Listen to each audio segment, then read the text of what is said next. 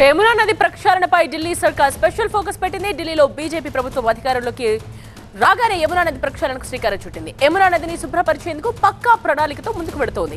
భారీ యంత్రాల సాయంతో యమునా నదిలోని చెత్తను తొలగించేందుకు చర్యలు చేపట్టింది.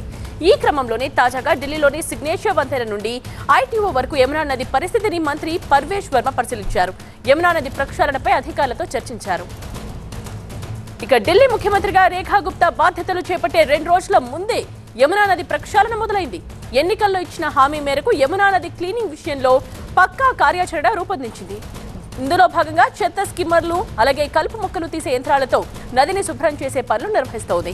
3 ఏళ్లలో యమునా నదిని ప్రక్షాళన చేయడమే లక్ష్యంగా పెట్టుకున్న ఢిల్లీ సర్కార్ బహుముఖ వ్యూహంతో దూసుకు వెడుతోంది. ఇదే విషయానికి సంబంధించిన డీటెయిల్స్ తో అసోసియేట్ ఎడిటర్ మహాత్మా లైవ్ లోనే ఉన్నారు. మహాత్మా, ఇప్పుడు కాలుష్య రహిత యమునని చూడటానికి ఇంకా ఎంత టైం పట్టొచ్చు అంటారు? అండ్ అలాగే చకచక పనులైతే మొదలు పెట్టారు, అంతే వేగంగా పనులు కొనసాగే అవకాశం కనిపిస్తోందా? ఓఎస్ఎస్ ఫర్టిలిటీలో టెస్ట్, ట్రీట్మెంట్స్, థెరపీస్ అన్ని scientifically design in the good hands of science. Mummy daddy అవ్వాలంటే ఓఎస్ఎస్ కి కాల్ చేయండి.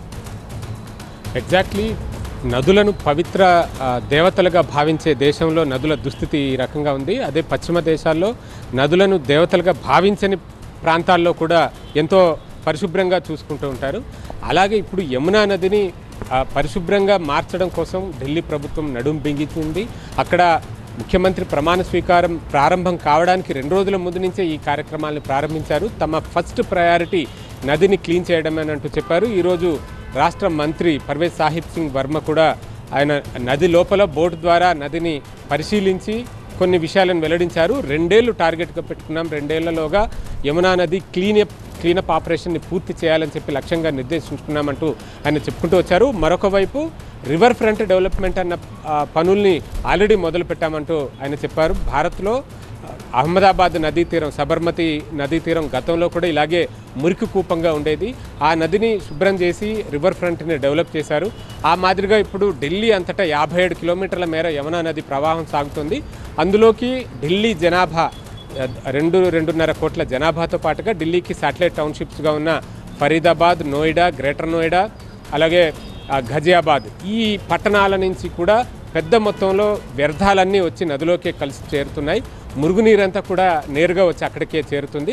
సో ఆ కారణంగా నది కలుషితం అవుతుంది. కాబట్టి దాన్ని పరిశుభ్రం చేయడం కోసం ఇప్పటికే ఎగ్జిస్టింగ్ ఉన్న సీవరేజ్ ట్రీట్మెంట్ ప్లాంట్స్, మురుగునీటి శుద్ధి కేంద్రాల కెపాసిటీని పెంచడంతో పాటుగా కొత్తగా మరికొన్ని మురుగునీటి శుద్ధి కేంద్రాలని ఏర్పాటు చేసి ఆ నదిలోకి మురుగునీరు నేరుగా చేరకుండా శుద్ధి చేసిన జలాల్ని మాత్రమే నదిలోకి చేరేలాగా ఏర్పాట్లు చేస్తామంటూ పర్వేజ్ సాహిబ్ సింగ్ వర్మ చెప్పారు. అలా అంచెలంచెలుగా నదిని శుభ్రం చేసి 2 ఏళ్లలోగా పూర్తిగా రివర్ ఫ్రంట్ డెవలప్ చేస్తామంటూ ఆయన వెల్లడించారు. రైట్ మహాత్మా, ఇది 5/5.